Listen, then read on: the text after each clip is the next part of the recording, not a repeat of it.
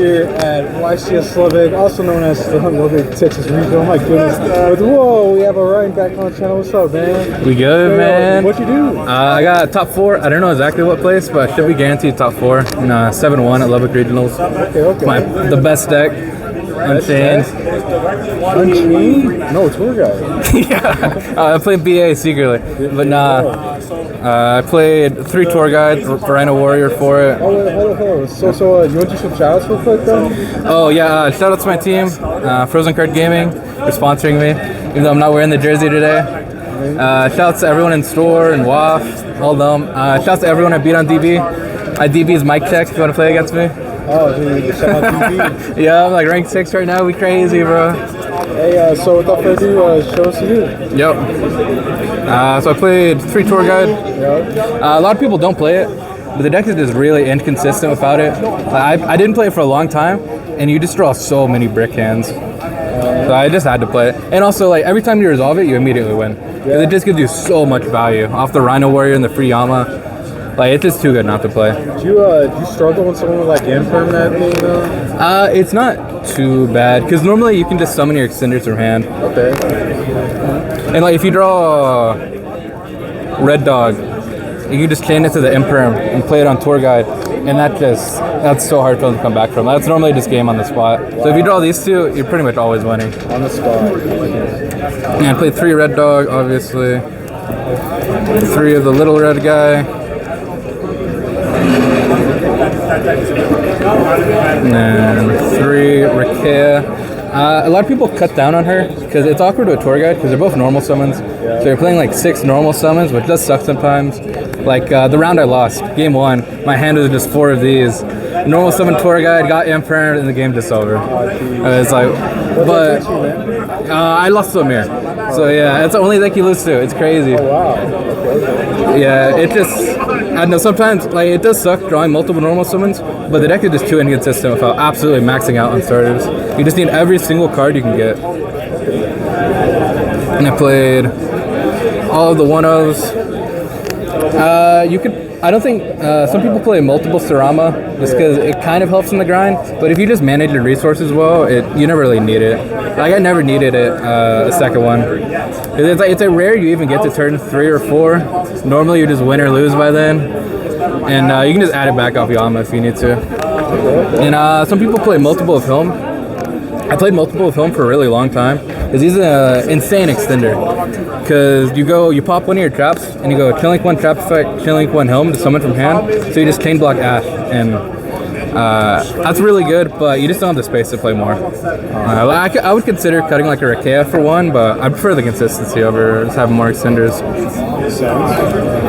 Yeah, it was all the Fiend monsters I played.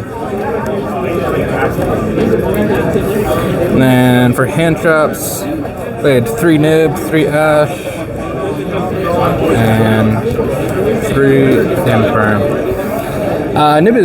Nib. I think Nib's just the best hand trap by far right now. Oh, yeah? It's awful in the purely, but against every other deck right now, if you Nib them, you're pretty much always winning. Like, especially against Unchained, it's the only hand trap that consistently works versus Unchained. Because the Ash is really good against Unchained too, but if they just have enough extenders, it doesn't do anything. Like, you just play through it. And yeah, Ash and Imperm, they're not super impactful, but they just have the value of being good against every single deck in the game. And obviously the talents are really popular, so Imperm dodging those is really good. But yeah, I wouldn't change any of these. These are all really good.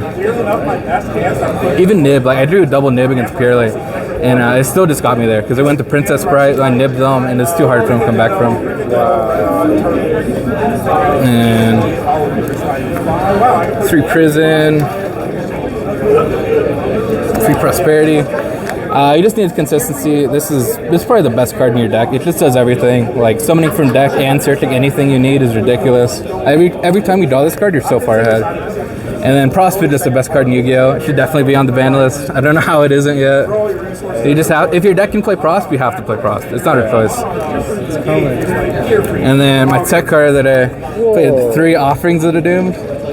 So a lot of people, they were playing like Book of Moons and Book of Eclipse, but Offerings of Doom gives you a lot more versatility because you can just activate it on your Unchained monster as an extender, which comes up a lot. You just target Rakea, and then you get the Rakea summoned from deck, and that just gives you everything.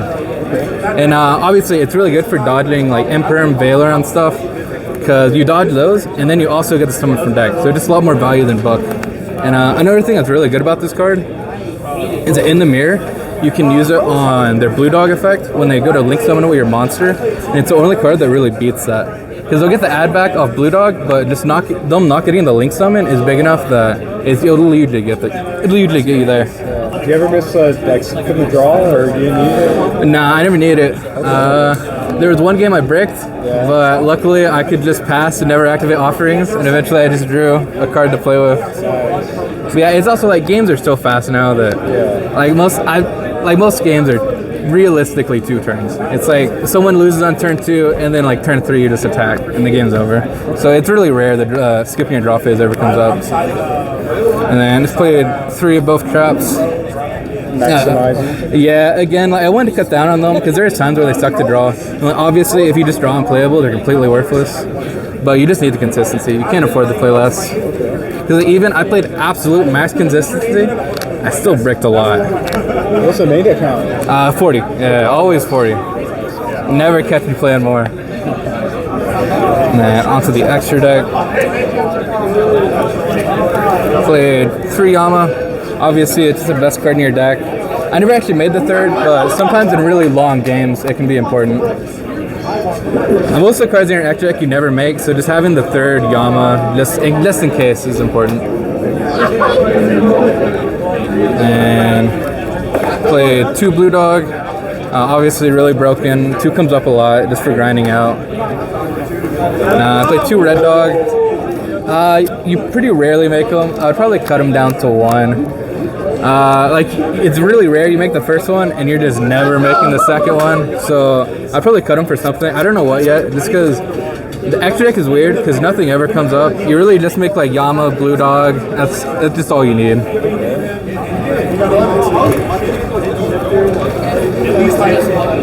And then I put the 1 Abomination. This card's really awful just because he doesn't float. So like he doesn't do anything on board, he just pops the card. But sometimes you just have to make them. I played 1, I don't remember her English name. Oh, Muckracker. Yeah, I got the German one, so I always forget. This was just for a card in my side deck. I'll show later. I never made it, and it just doesn't come up. I played 1 Access Code, never made it, but in theory, there's some weird lines where you make it. I played 1 Unicorn.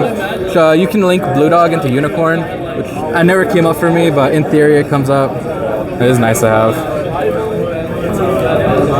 And then the most broken Xyz in the game. Played 2 Kaiser. You make this every single turn 1, and like most of the time you go second. It beats Nib.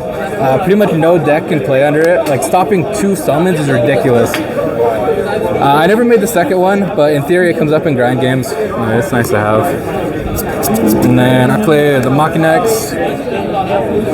It's nice because you can put it on top of Kaiser, just make a big Zeus go second, use 4 material Zeus. And there's some decks where Kaiser doesn't work, like Flunneries. Like they never special summon, so it doesn't do anything. So with turn 1, you just put this on top of them, and it's just a disruption instead of just having nothing. And then the 1 Zeus, never made it. In theory, it comes up. And onto the side deck. This is my favorite card of the day. Play 3 Retaliating C and the 1 Contact C. It's really good for this Purely, it's really good for this Chimera. And also Contact C is just really good. Like most Purely decks, they don't play a link that they can make Contact C into. So you can just summon Contact C and there's nothing they do. They just pass back. And then obviously Retaliating C. It's really hard for Purely to play under. Like they can out it, but like doing stuff after is really hard for them because they lose 2 cards. Like they activate the spell, like it's the spell they activate gets banished, and whoever they discard gets banished. It's just a lot for them to come back from. And then when they do out it, you just search the Contact C and they can't play under that. That's really good. Yeah, this card is insane for me all day. And that's why I played Mudcracker for, just because you need something to link this away with. Makes sense. And played 3 Valor. It's just a good generic hand trap. Like the format's really wide, so you just need really generic cards. And Valor is good into pretty much everything. Like it's very mid, but it's good enough. And I sided the 3 Droll. A lot of people are maining it because obviously it just auto wins versus it just auto wins against Monadium, decks like that. Auto wins against Chimera. But the way I see it, Unchained's the best deck. So I don't want a card that's dead against Unchained. So I just stuck it inside. I'd only sided it a couple times. I never drew it, but the card's really good.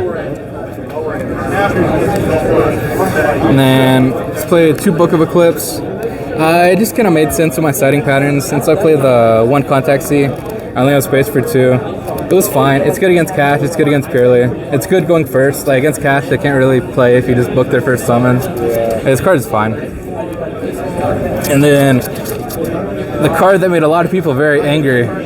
Played 3 Mistaken Arrest. Oh wow. Yeah, so past turn 1, you never need to search again because you can just Yama stuff back from the graveyard. And this auto wins pretty much every deck. Like Purely can't do anything into it, Cash can't do anything into it, Monadium obviously can't do anything.